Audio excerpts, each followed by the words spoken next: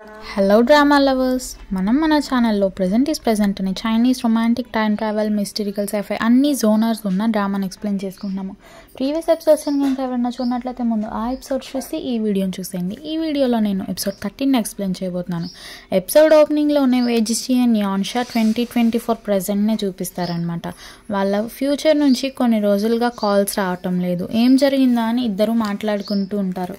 అప్పుడే doctor Singh వేజిషికి call చేసి షీలిన్ suicide చేసుకుపోయింది అని చెప్తాడు. ఇంకా వాళ్ళని వెంటనే హాస్పిటల్కి కూడా రమ్మని చెప్తాడు. ఆ మాట వినగానే యాన్షా అండ్ హీరో ఇద్దరు షాక్ అయ్యి హాస్పిటల్కి వెళ్తారు. సీన్ని హాస్పిటల్ వైపు షిఫ్ట్ చేస్తారు.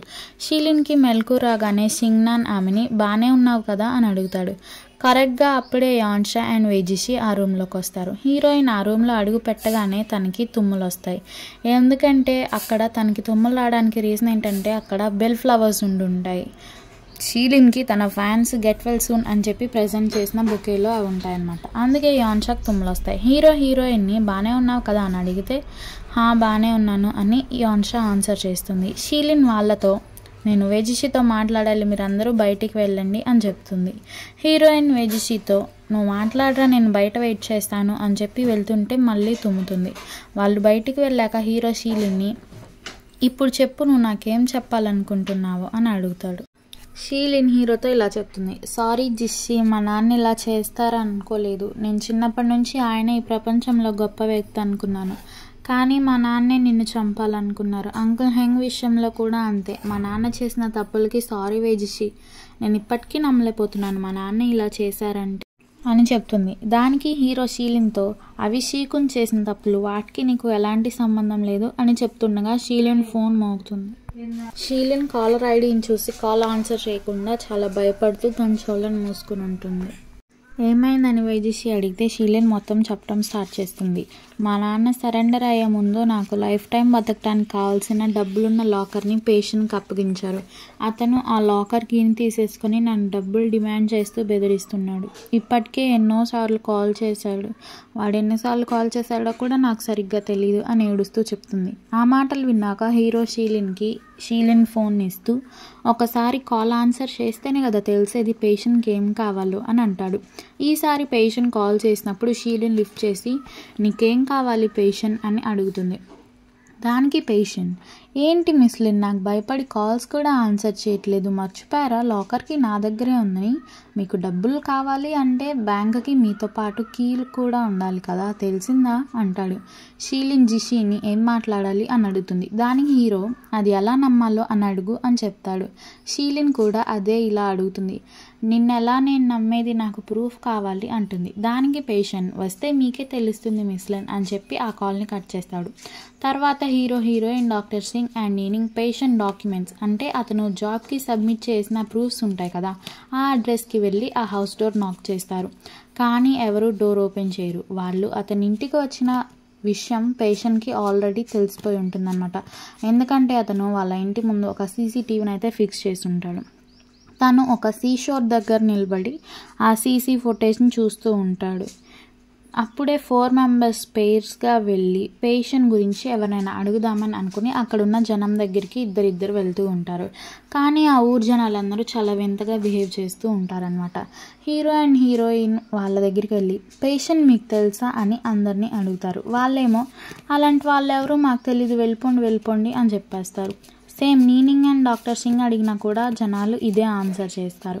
వీళ్ళు నలుగురు జనాలు ఎందుకు ఇంత వింతగా బిహేవ్ చేస్తున్నారో అని షాక్ అయిపోతారనమాట. తర్వాత హీరో వేజిషి అండ్ హీరోయిన్ యాన్షా పొలంలో పనిచేసుకుంటున్న ఒక తాత దగ్గరికి వెళ్ళి మీకు పేషెంట్ తెలుసా తాత అని అడుగుతారు. ఆ తాత ఏమో పేషెంటా, ఈ ఊర్లో అలాంటి ఇంటి పేరుతో ఎవరూ లేరే అని అంటాడు. హీరో సడన్గా పేషెంట్ ఫోటోని చూపించి ఆ తాతకి ఈ అబ్బాయి పేషెంట్, ఇతను మీకు తెలుసా అని అడుగుతాడు. ఆ తాత ఏమో వీడు ఫిష్ బాల్ కదా పేషెంట్ అంటారేంటి అంటాడు. ఈ సీన్ని ఇక్కడికి కట్ చేసి నీనింగ్ అండ్ డాక్టర్ సింగ్ వైపు షిఫ్ట్ చేస్తారు. ఇద్దరు లేడీస్ దగ్గరికి వెళ్ళి మేము పేషెంట్ కొలీగ్స్, మీకు అతను ఎక్కడున్నాడో తెలుసా అని అడుగుతారు. వాళ్ళేమో పేషెంట్ పేరుతో మాకెవరో తెలియదండి అని చెప్తారు. నీనింగ్ వాళ్ళకి అతను ఫోటోని చూపించి ఇతనే మా కొలీగ్ పేషెంట్ అని చెప్తుంది. అందుకు ఆన్సర్గా ఇద్దరు లేడీస్లో ఒక లేడీ వీడు పేషెంట్ కాదు, ఇతని పేరు ఫిష్ బాల్ అని ఆన్సర్ చేస్తుంది. ఫిష్ బాల్ అని ఒకే టైంకి హీరో, హీరోయిన్ అండ్ డాక్టర్ సింగ్ అండ్ నీనింగ్ అందరూ షాక్ అయిపోతారు అనమాట. తర్వాత ఆ తాత ఆ ఫోటోని చూసి హీరోతో నువ్వే కదరా ఫిష్ బాల్, నువ్వెక్కడా అని నన్ను అడుగుతా అని అంటాడు. హీరో ఏమో ఆ తాతతో సారీ తాతగారు, మీరు పొరపాటు పడుతున్నారు, నేను ఫిష్ బాల్ని కాదు, నా పేరు వేజిషి అని చెప్తాడు. హీరోయిన్ హీరో నాపేసి అవును తాతగారు, ఇతనే ఫిష్ బాల్ అని చెప్తుంది.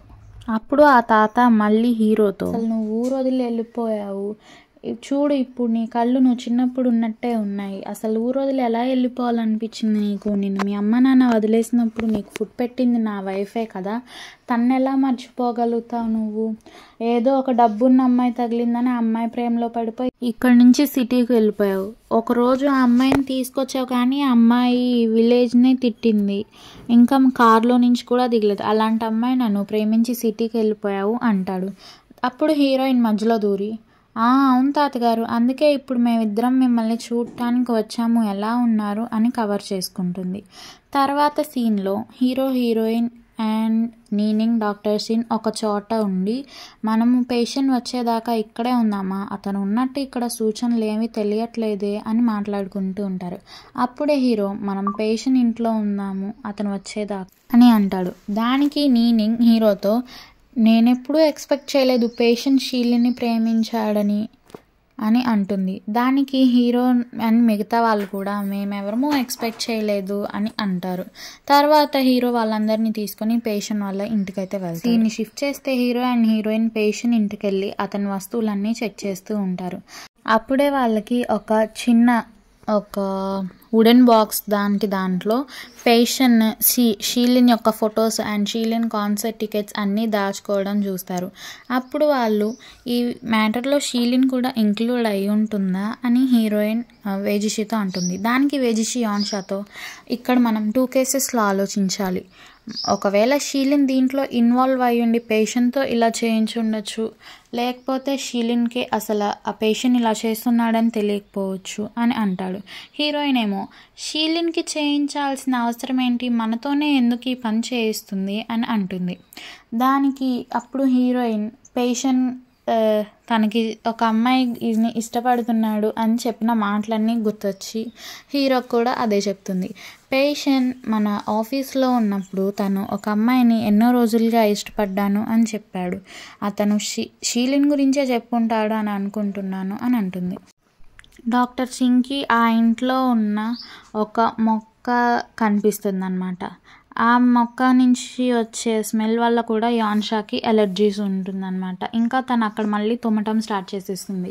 ఆ మొక్క దగ్గరికి వెళ్ళి డాక్టర్ సింగ్ చూస్తే ఆ మొక్క దగ్గర ఉన్న మట్టి వెట్గా ఉంటుందన్నమాట. అంటే 2 days నుంచి ఇక్కడ ఎవరో ఉన్నారు, అంటే పేషెంట్ కూడా ఇక్కడే ఉన్నాడు కానీ అతను మనకు తెలియకుండా దాక్కుంటున్నాడు అని అంటాడు. ఇప్పుడు హీరో వాళ్ళకి రివీల్ చేస్తాడు ఏంటంటే, మనం ఇక్కడికి వచ్చినప్పుడే నేను స్టార్టింగ్లోనే చూశాను, ఈ ఇంటి బయట ఒక సీసీటీవీ కెమెరా ఉంది, అది డైరెక్ట్గా ఇంటి డోర్కే చూపిస్తూ ఉంటుంది. ఆల్రెడీ పేషెంట్కి మనం ఇక్కడికి వచ్చిన విషయం తెలుసు, అందుకే అతను ఈ ఇంటికి రాకుండా తప్పించుకొని తిరుగుతున్నాడు అని అంటాడు. సీన్ని నైట్ టైంకి షిఫ్ట్ చేస్తారు. ఇంట్లో 4 పేషెంట్కి కనిపించకుండా అక్కడక్కడ దాక్కొని నించుని ఉంటారనమాట. ఇంతలోపే ఒక పర్సన్ క్యాప్ వేసుకొని అచ్చం పేషెంట్ లాగానే డ్రెస్ చేసుకొని ఆ ఇంటి వైపు వచ్చి అక్కడ 4 ఉన్నారని చూసేసి హడావిడిగా అక్కడి నుంచి తప్పించుకుందామని పరిగెత్తేస్తాడు. అతని వెనకాలే నీనింగ్, డాక్టర్ సింగ్ అండ్ వేజిషి కూడా పరిగెత్తేస్తారు, హీరోయిన్ ఒక్కదాన్ని ఆ ఇంటి దగ్గర వదిలేసి. వాళ్ళు చాలాసేపు పరిగెత్తిన తర్వాత పేషెంట్ లాగా డ్రెస్ చేసుకున్న అతన్ని పట్టుకుంటారు. కానీ తీరా పట్టుకున్నాకే వాళ్ళకి తెలుస్తుంది ఏంటంటే అది పేషెంట్ కాదు అనేసి. ఇంకా పేషెంట్ ఒక తాతకి డబ్బులు ఇచ్చి అండ్ ఇంకా ఒక క్యాప్ ఇచ్చి ఇలా పరిగెత్తుకుంటూ వెళ్ళు, ఇంట్లోకి అయితే నువ్వు వెళ్ళొద్దు అని చెప్పి చెప్పుంటాడనమాట. ఆ తాత కూడా వీళ్ళకి అదే చెప్పి, నేను ముసలోడిని అయిపోయాను, నా వల్ల ఉపయోగం లేదు, నేను ఎంత ఫాస్ట్గా పరిగెత్తేసినా మీరు నన్ను పట్టేసుకున్నారు అని సాడ్గా అక్కడి నుంచి వెళ్ళిపోతాడు. ఇప్పుడు హీరోకి అక్కడ యాన్షాని ఒంటరిగా వదిలేసి వచ్చిన విషయం గుర్తొచ్చి యాన్షా అని చెప్పేసి ముగ్గురు హడావిడిగా అక్కడికి పరిగెత్తేస్తారు. వీళ్ళు అక్కడికి వచ్చేలోపే హీరోయిన్ని పేషెంట్ కిడ్నాప్ చేసుకొని ఎక్కడికో తీసుకెళ్ళిపోయి ఉంటాడు. వాళ్ళందరూ యాన్షా మిస్ అయిపోయింది అని బాధపడుతూ ఉంటారనమాట.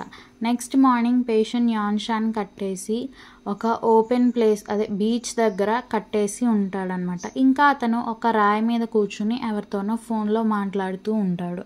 ఫోన్లో పేషెంట్, మీకోసమే కదా నేను ఇదంతా చేస్తున్నాను, మీకు ఎలాంటి అడ్డు లేకుండా నేను చూసుకుంటాను అని అయితే మాట్లాడుతూ ఉంటాడు. పేషెంట్ ఫోన్ మాట్లాడుతుంటే యాన్షాక్ మెలకు వచ్చి తను అక్కడి నుంచి పారిపోదామని ట్రై చేస్తుంది. ఊరంతా వెతికేసిన హీరో, డాక్టర్ సింగ్ అండ్ నేనింగ్ ఇక చివరిగా మిగిలింది ఆ సీషోర్ దగ్గర ఒక్కటే అని చెప్పేసి ముగ్గురు అక్కడ వెతుకుతామని వస్తారు. ఇంకా ముగ్గురు అక్కడ నుంచి స్ప్లిట్ అయ్యి వెతుకుతానికి ట్రై చేస్తారు. హీరోయిన్ పారిపోవటం పేషెంట్ చూసి హీరోయిన్ వెనకాలే నడుచుకుంటూ వస్తాడనమాట. హీరోయిన్ చేతులు కట్టేస్తుంటే కాబట్టి తను అంత ఫాస్ట్గా పరిగెత్తలేకపోతుంది. హీరోయిన్ పరిగెత్తుకుంటూ ఇంకా ఆ కొండ అంచుకైతే వెళ్ళిపోతుంది అనమాట. ఇంకా వెనక్కి వెళ్తే తను పడిపోతుందేమోనని పేషెంట్ మనసు మార్చడానికి అయితే ట్రై చేస్తుంది. ఆగు పేషెంట్, కామ్ డౌన్ అవ్వు, అసలు నాకు తెలిసిన పేషెంట్ నువ్వు కాదు, నాకు తెలిసిన పేషెంట్ చాలా జెంటిల్మెన్, తను ఆఫీస్ వర్క్ పట్ల చాలా బాధ్యతగా ఉంటాడు అని ఏదేదో చెప్తుంది పేషెంట్ కన్ని కంట్రోల్ చేయడానికి. కానీ పేషెంట్ ఏమో ఆ పేషెంట్ వేరు ఈ పేషెంట్ వేరు, అసలు నేను పేషెంట్నే కాదు, నా పేరు ఫిష్ బాల్ అని అయితే చెప్తాడు.